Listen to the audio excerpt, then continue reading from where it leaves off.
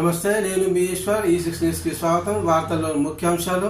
పశ్చిమ బెంగాల్లోని న్యూ జల్పైగురిలో ఘోర రైలు ప్రమాదం జరిగింది. ఇక్కడ కాంచన జంగా ఎక్స్ప్రెస్ను గూడ్స్ రైలు ఢీకొట్టింది.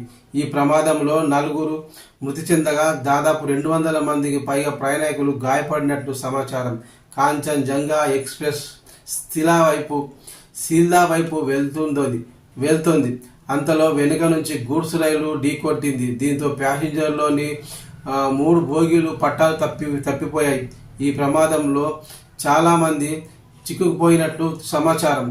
ఈ ప్రమాదంపై పశ్చిమ బెంగాల్ ముఖ్యమంత్రి మమతా బెనర్జీ ఆందోళన వ్యక్తం చేశారు. డార్జిలింగ్ జిల్లాలో జరిగిన ఈ రైలు ప్రమాదం తనకు దిగ్భ్రాంతికి గురి చేసిందని అన్నారు. సంఘటన స్థలానికి హుటాహుటిన జిల్లా మెజిస్ట్రేట్, వైద్యులు, అంబులెన్సులు ఘటనా స్థలానికి చేరుకొని సహాయక చర్యలు చేపట్టారు.